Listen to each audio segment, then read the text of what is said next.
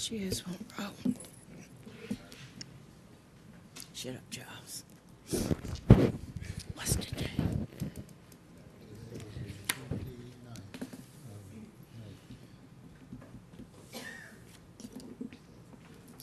Good evening.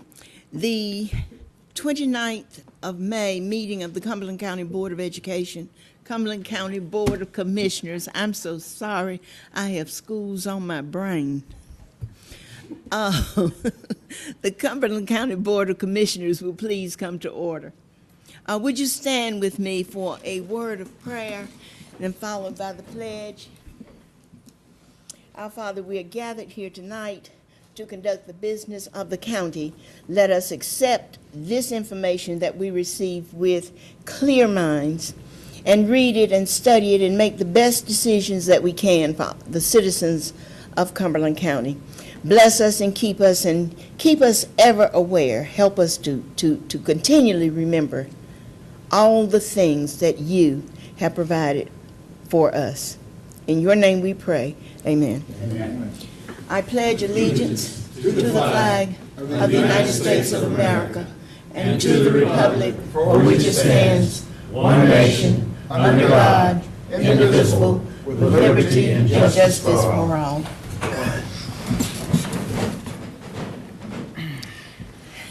And now I'm going to turn the podium over to Ms. Amy Cannon, our interim county manager. Yes, ma'am. Good evening, Madam Chair and Commissioners. I'm pleased to present for your review and consideration the fiscal year 2015 recommended budget. The 2015 recommended countywide total is $484 million. By the way, we have provided you with the budget documents at your desk, and in addition, there's a copy of the presentation inside the front cover in case you want to follow along and make any notes as we go through this. The fiscal year 2015 general fund total is $312 million, which represents a decrease of about $1.2 million or 0.39% from the current year adopted budget. The tax rate remains at 74 cents per hundred, and 1 penny on the tax rate is expected to generate $2.2 million in revenue. Let's review some of the current year considerations. Our projections indicate that real and personal property collections will exceed the budget by about $1.1 million. This would equate to a collection rate of about 99.06%. I do want to point something out. Our tax office has achieved a tax collection rate of 99% or higher over the last 6-year period, and I think that's significant, especially in the economic times that we've been in, and I do think it's very indicative of their dedicated collection efforts. In September of 2013, we transitioned to the Tax and Tag Together initiative. In this fiscal year, we expect to collect $3.7 million of one-time funds or surplus of funds. That's due to the overlap in the billing from the county and the statewide initiative for this transition year.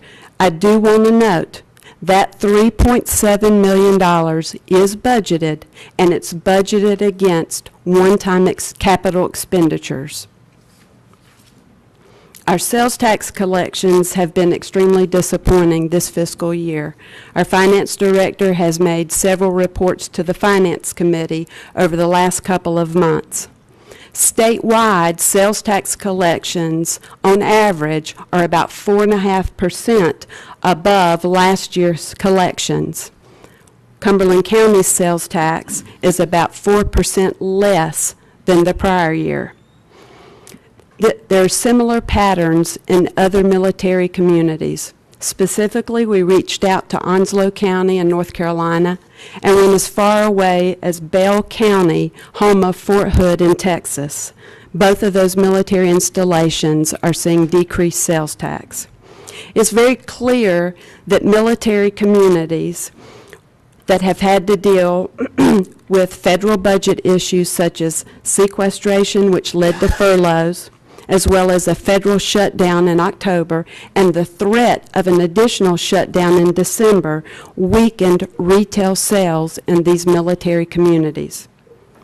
Going forward, there are other federal budget issues that need to be considered. First, Fort Bragg expects a reduction in troops of 2,000 in the next 18 months. Second, unless other congressional action is taken, additional sequestration cuts will come into play in 2016. And finally, there's continued discussion about significant troop drawdowns as well as base realignment in 2017. All of these issues will affect our local economy and more specifically our sales tax. Going forward, it's my recommendation that sales tax is monitored on a monthly basis and is budgeted conservatively. Although Cumberland County has avoided layoffs, furloughs, and other drastic cost-cutting measures, our financial stability continues to pose a real challenge for the foreseeable future. We do face some economic challenges. One is the rising cost of our operations in many county departments, such as fuel and utilities and supplies. Medical insurance continues to increase. We have federal budget issues in the future, downsizing of troops, and the modest growth in our tax base. It's clear that streamlining our organization and becoming more efficient is critical to maintaining this financial stability. Departments have been asked to view this economic challenge as an opportunity to review their operations and to align their services with a strategic plan. This recommended budget maintains the goals and the objectives in the strategic plan by focusing on our core services currently that we offer. Our guiding principle in this budget has been to honor the fiscal policies, and most importantly, recurring expenditures are added only to the extent that recurring revenue can be identified. To guide the allocation of our limited resources this year, we developed some funding priorities, and they are mandates, infrastructure, repairs and maintenance, technology, and economic development, each of which align very nicely with the strategic plan. I do want to share our revenue assumptions for the fiscal year 2015 budget. Our projections for ad valorem taxes for the upcoming year are a total of $164.6 million. This represents over half of the total revenue in the general fund. We've projected natural growth for next year of a little bit over $1 million, or a 0.64% increase. Next year will be the first full year of the Tax and Tag initiative. Motor vehicles for next year are included in the $164 million, but they're budgeted for next year at $14.2 million. I do want to add this. Over the last 4 months, we have seen a gradual increase in motor vehicle collections. I believe the next 12 months will be a better indicator of the revenue potential of the statewide revenue collection. Sales taxes represent over 12% of the revenue in the general fund, and based on the issues that I just laid out, we've projected a modest increase in sales tax of $596,000 over the current year collections, and that represents a 1.6% increase. This budget includes a fund balance appropriation of $7.8 million, which is well within the fiscal policies. The starting point for us in this budget process is the base budget. For fiscal year 15, the base budget is $304 million. Departments then submit supplemental requests. This year, those supplemental requests totaled $15.8 million, and they included 80 new positions, 58 vehicles, $1.2 million in capital outlay, and $2.4 million for maintenance and renovations. Due to the very limited revenue growth, we did have difficult decisions in balancing this recommended budget.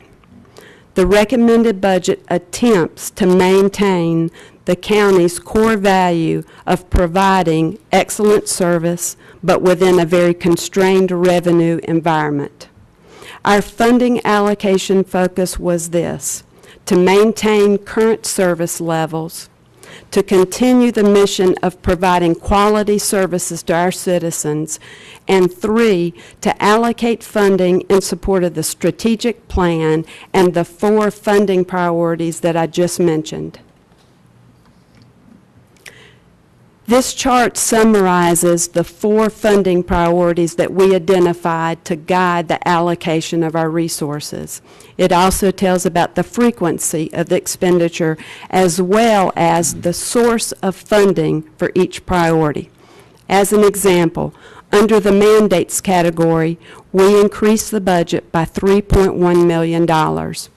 All of those are recurring expenditures. They were funded by projected revenue growth and expenditure reductions.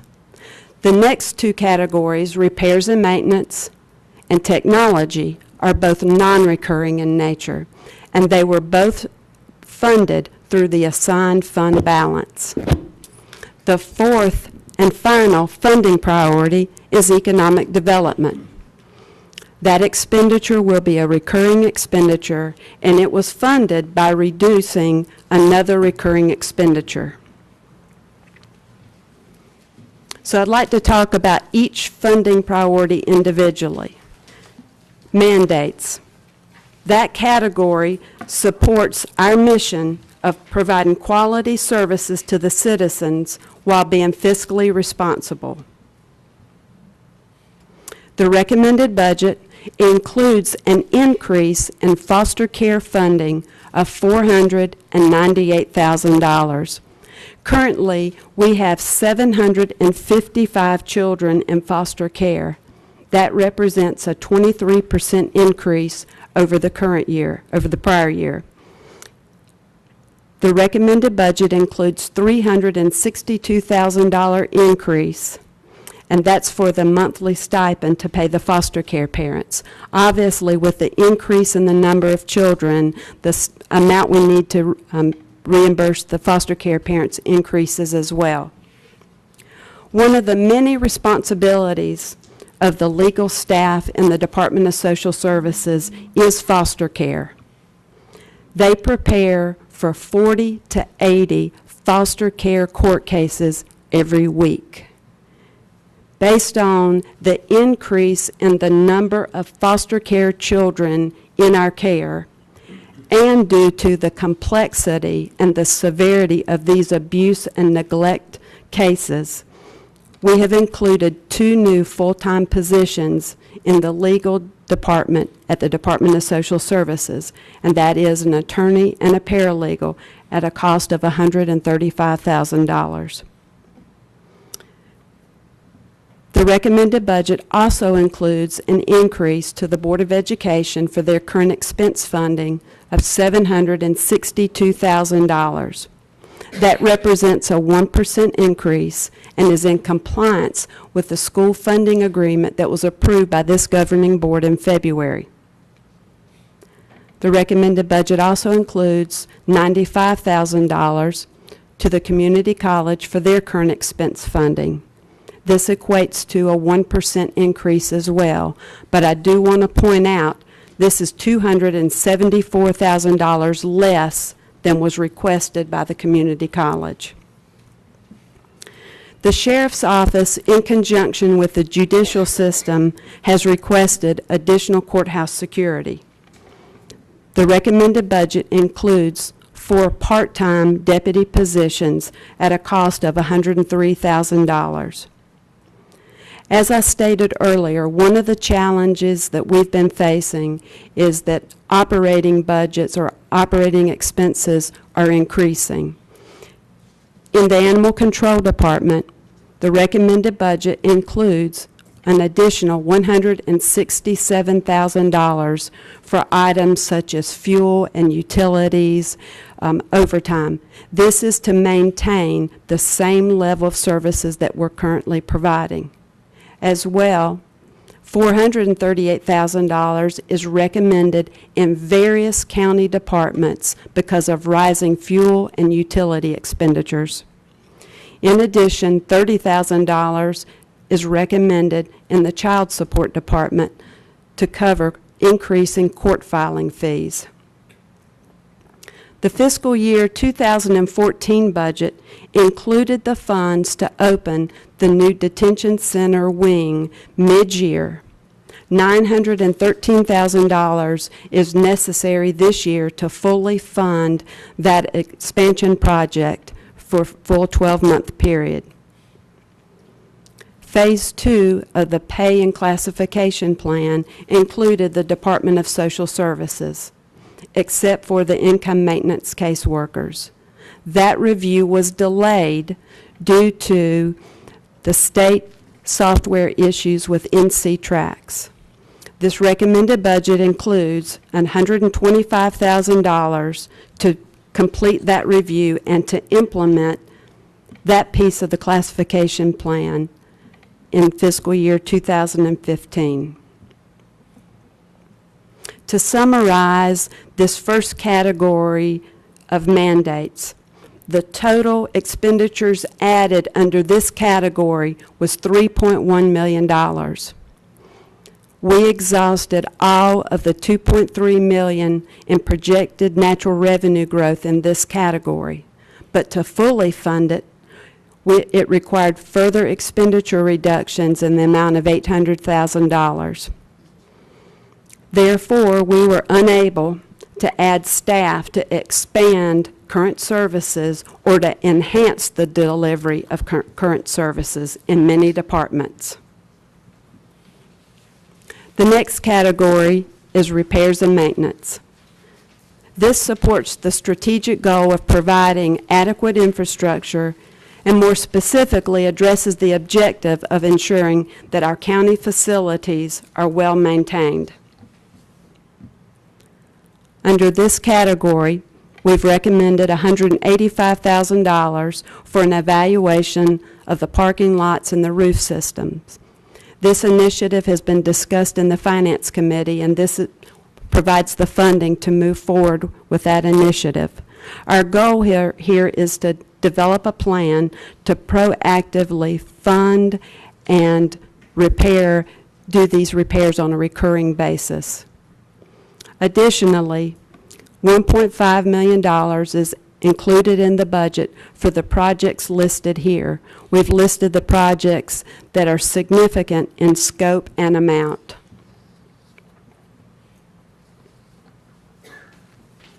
The third funding priority is technology. This addresses the strategic objective of advancing the county's automation capabilities and optimizing service delivery through innovation, automation, and technology to enhance current services.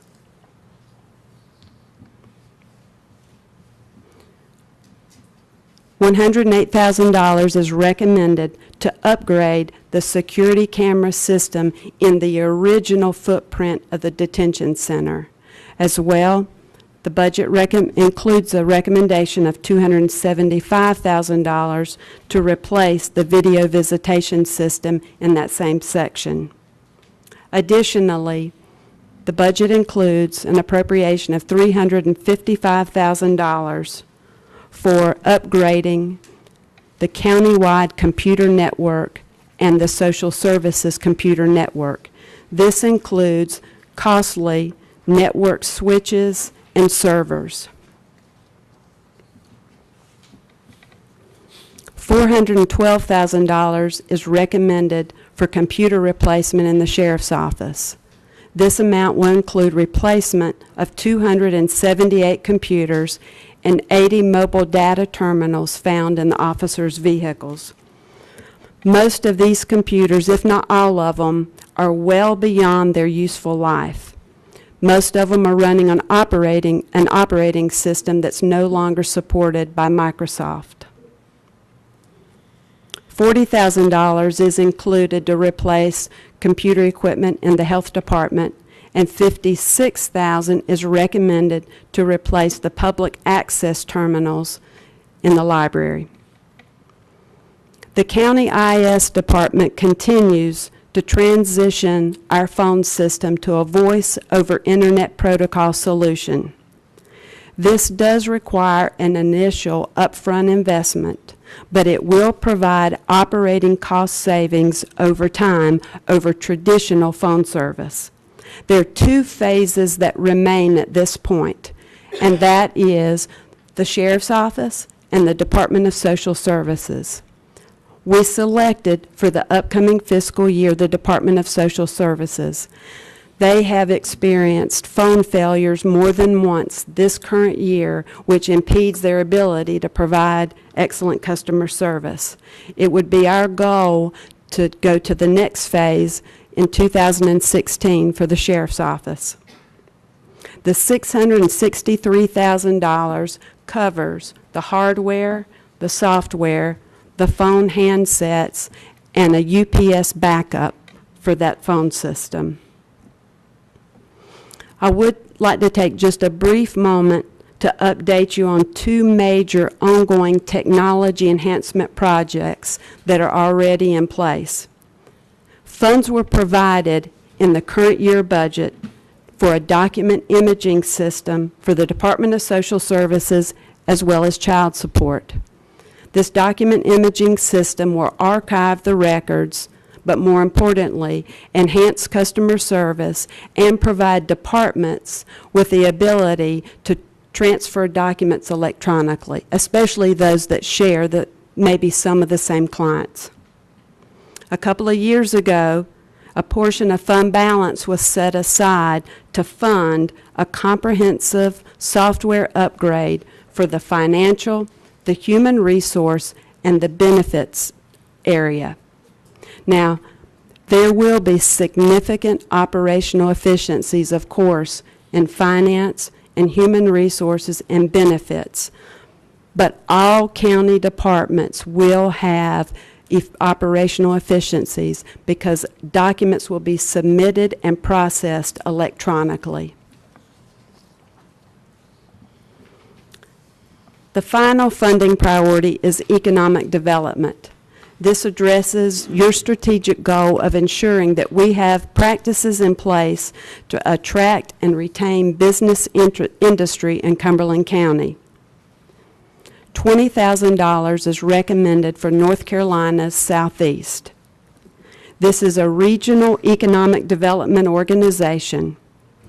This year, the North Carolina legislature eliminated funding for all 7 regional organizations in the state of North Carolina.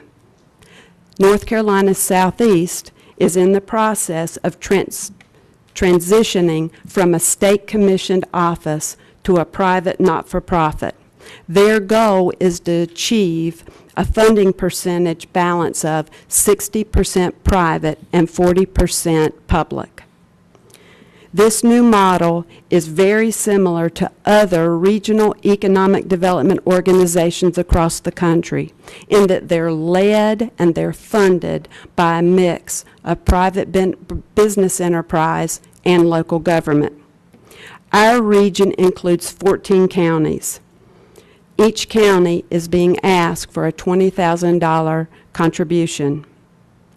Funding the North Carolina Southeast will continue the collaboration between our local Economic Alliance organization and North Carolina Southeast. Without this regional organization, we may be at a competitive disadvantage.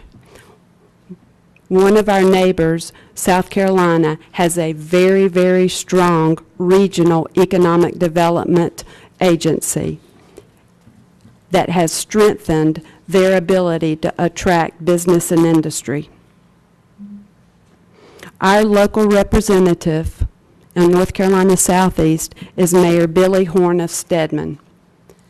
I would like to invite the director, Steve Yost, to one of our budget sessions to do a very short presentation and to be in a position to answer any questions you may have. I'd like to mention just a few other expenditure highlights. First, mental health. The recommended budget continues funding in the amount of $4.8 million to continue providing services to our mental health clients. Vehicles. The Sheriff's Department requested 35 vehicles at a cost of $1.2 million. We've recommended 13 for $460,000. We've included $24,000 for a hybrid vehicle in the tax office. This continues the strategic goal of energy-efficient initiatives. The Department of Social Services provides a significant amount of mandated client transportation under two methods. Employees drive county-owned vehicles, or they use their personal vehicle and get reimbursed for mileage. To review the cost-effectiveness of providing county vehicles as opposed to a reimbursement of mileage, this recommended budget adds 7 vehicles to the fleet in the Department of Social Services, 4 of which will be hybrids, to test our assumptions.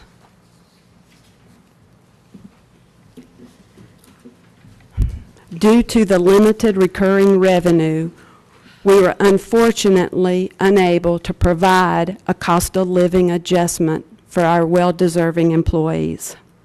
However, $1.2 million was included to increase our county match for the rising medical insurance cost, as opposed to passing those increased costs to our employees. We recommend no change in health plan design this year. The Solid Waste Enterprise Fund. We are recommending a few minor fee adjustments. For illegal dumping, we're actually decreasing the fees to a graduated scale. And in addition, for commercial tipping fees, going to a graduated scale based on guaranteed monthly tonnage. New fees are added for services that are to begin to be provided July 1st, the sale of crushed stone and bagged compost. Some future initiatives. We should establish a goal of setting aside funds annually for building and mechanical system repairs and replacement, as well as technology maintenance and upgrades. As you can see, there's some significant funds added this year in both of those areas. By setting aside funds annually, it will place the county in a proactive position for funding and for protecting our county facilities and the investment that we have in technology. Additionally, it's recommended that we establish a revolving fund for vehicle replacement. Currently, the Central Maintenance Director is in charge of selling replaced county vehicles and any county property on gov deals. We recommend that those proceeds be placed in this fund. Additionally, Annual appropriations to the fund may ease the burden of identifying a significant amount of money each year for vehicle replacement. It will take some time to build the fund, but I think that's something we need to work toward in the future. Additionally, I believe we need to move toward identifying sufficient recurring funds to support a future pay adjustment for our employees. This recommended budget has been the product of a team effort of finance and management staff. It's presented this evening for your review and consideration, and several budget sessions have been scheduled. As I've previously stated, our financial stability or sustainability poses a challenge for the foreseeable future. This budget tonight has a one-year focus. And I would ask you to take a broader perspective in that understanding that any budget actions will have a long-term effect on the county. The goal of matching recurring expenditures with a recurring revenue source needs to continue to be a guiding principle. I believe our philosophy moving forward should be to define our core functions. We need to seek ways to streamline service delivery, and we need to emphasize technology as a way of becoming more efficient and enhancing the current services that we provide. This presentation tonight really focuses on what's included in the recommended budget. Your first work session is next Wednesday evening, June 4th at 5:30. I would suggest that at that work session that we go through some of the schedules in the recommended budget document. It will give you an idea about some of the departmental initiatives and positions that have been requested but were not included in the recommended budget. Additionally, I do want to point out that the public hearing is scheduled for Monday evening, June 9th, at 7 p.m. in this room, room 118 of the Cumberland County Courthouse. Also, the recommended budget has now been uploaded to the county's website.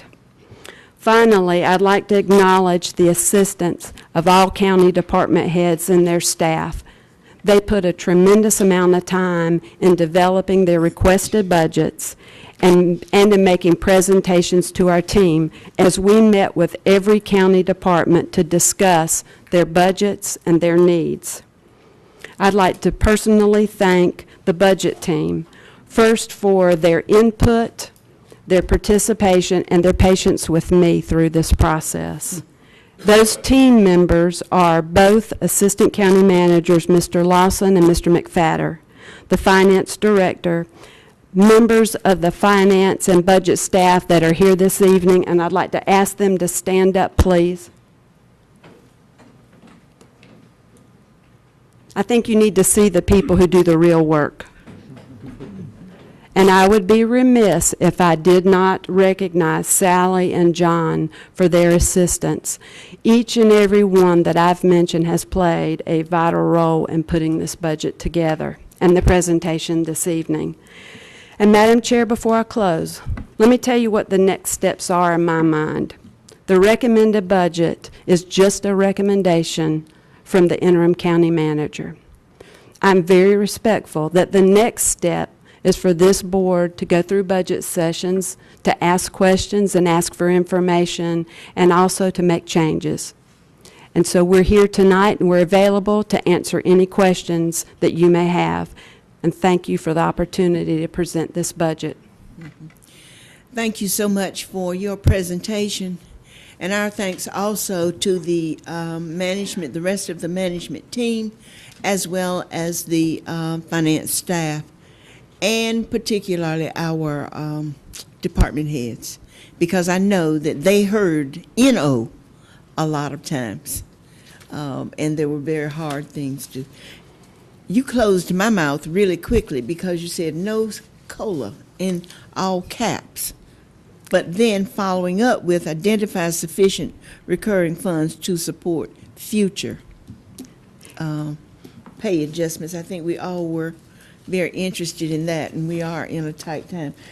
Let me ask if, let me remind you, first of all, that we have, this was just the presentation, and I know we will work on it on Wednesday, Wednesday. June 4th.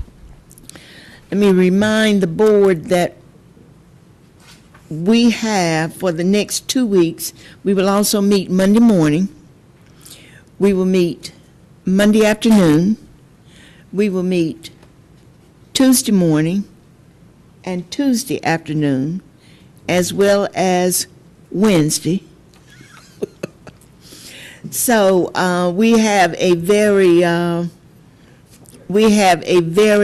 tight schedule until the budget adoption on Monday, June 16th. We have 2 weeks of it. If there is nothing to come before us at this time, I see no hands to recognize anyone. No questions? Anybody with a bag of money somewhere? No? Okay. Then this meeting will stand adjourned, and we will talk with you about the budget on Monday night, Wednesday night, June 4th. So what? Monday morning and Wednesday night. Monday morning, Wednesday night, but well, Wednesday night. Okay, thank you. Thank you so much.